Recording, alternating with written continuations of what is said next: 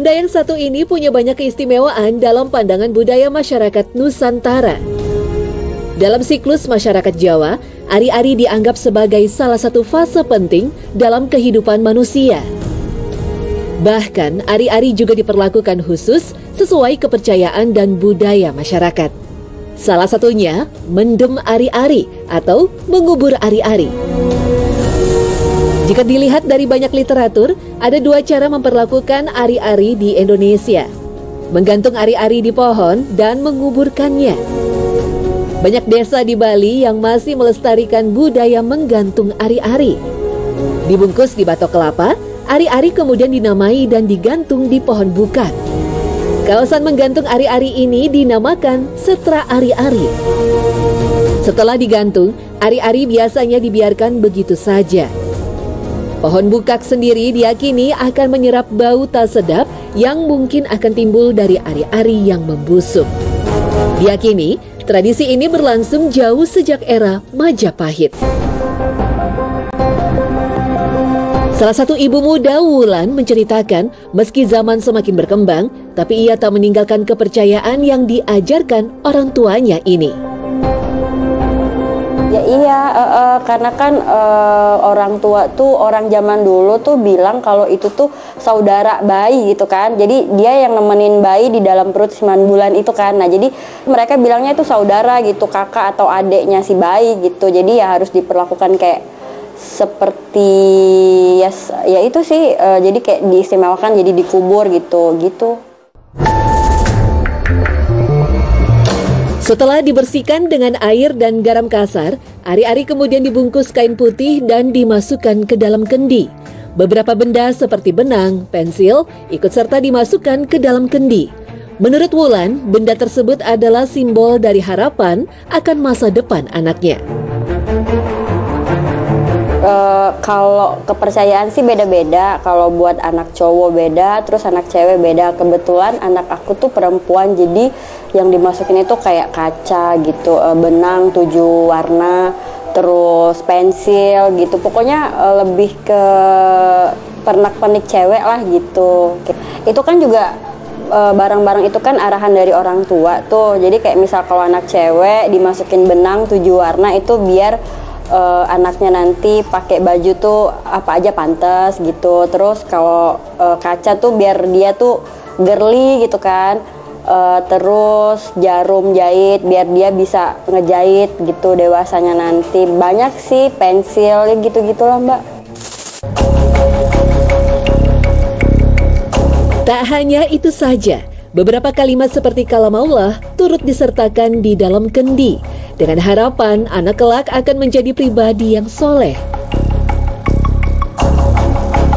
Oh itu kalau gambar sih kebetulan aku sukanya ngegambar, jadi doanya sih siapa tahu nanti bisa kayak ibunya gitu, suka ngegambar, sketch gitu-gitu. Itu aja sih. Kalau tulisan sih lebih ke bapaknya ya, karena bapaknya suka nulis gitu, ya doalah gitu, semacam kayak doa gitu.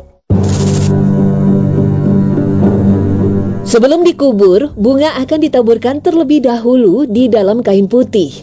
Namun ada pula yang menaburkan bunga setelah kendi terkubur. Sementara itu, mengubur ari-ari sendiri tidak terlalu jelas catatan sejarahnya. Meskipun kata ari sudah tercatat di naskah sastra kuno Brahmanda Purana sejak era kerajaan Hindu Siwa. Hanya saja banyak yang meyakini bahwa Sunan Kalijaga lah yang menyisipkan doa-doa pada prosesi penguburan ari-ari. Dalam Kidung Sarira Ayu yang dipercaya adalah warisan Sunan Kalijaga menyebut sedulur papat limo pancer. Banyak yang memaknai kalimat itu merujuk pada kakang kawah, yaitu air ketuban. Adi ari-ari yaitu plasenta, getih yang diartikan darah, puser sebagai tali plasenta, serta pancer sebagai wujud badan dari jabang bayi tersebut. Memang, jika kita mendapati prosesi mendem ari-ari di pelosok Jawa, rata-rata akan menggunakan doa-doa dan lantunan surah dalam Al-Quran.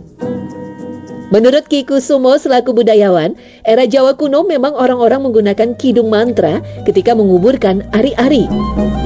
Ritual itu diyakini akan membawa sebuah energi untuk keselamatan si jabang bayi. Ada kidungannya, ada kidungan, nyanyian, mempunyai seperti mantra ya, mempunyai energi, mempunyai kekuatan yang diyakini oleh mereka untuk membuat bayi ini terlindungi. Kemudian itu akan dimasukkan ke dalam tanah. Ke dalam tanah ditutup, dikubur. Setelah masuk ke dalam kendi,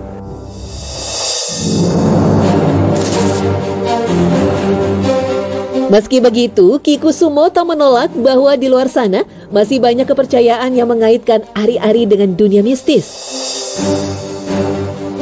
Bahkan, konon ari-ari bisa dijadikan salah satu media untuk mengirim sihir atau santet kepada pemilik ari-ari tersebut. Mereka yang terkena sihir ari-ari akan mengalami sakit tanpa sebab yang jelas. Ya, nangis tiba-tiba atau sakit tiba-tiba tanpa obat yang jelas. Menangis atau mengalami kesedihan, kepedihan yang nggak ketahuan sebabnya apa. Itu sering kali terjadi ya karena hari-hari juga. Dan kadang-kadang digunakan sebagai media santet. Jadi orang yang hidupnya tentunya bahagia, begitu hari-harinya dipegang, diritualkan, dia menjadi sedih terus. Dibikin sakit terus. Karena berkaitan energinya antara si hari-hari dan jabang bayinya.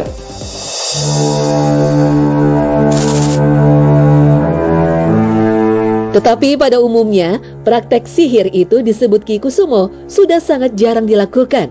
Bahkan budaya menanam ari-ari pun dinilai Ki Kusumo sudah jarang dilakukan oleh masyarakat.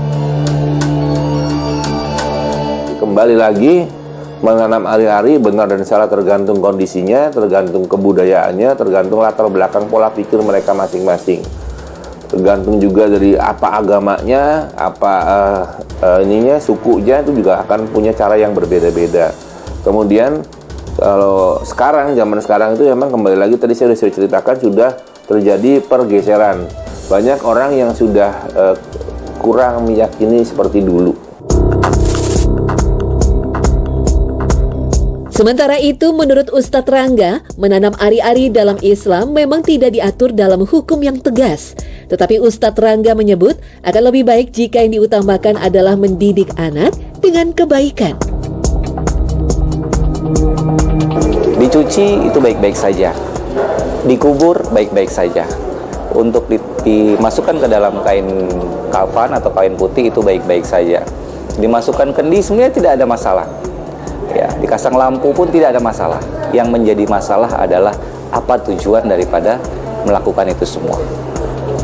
Untuk menjadi anak baik bukan ari-arinya, tapi anaknya, bayinya kita didik, kita asuh sebaik mungkin, maka dia akan menjadi orang yang baik. Meskipun ari-arinya tidak diperlakukan khusus. Jadi yang diperlakukan khususnya ya bayinya.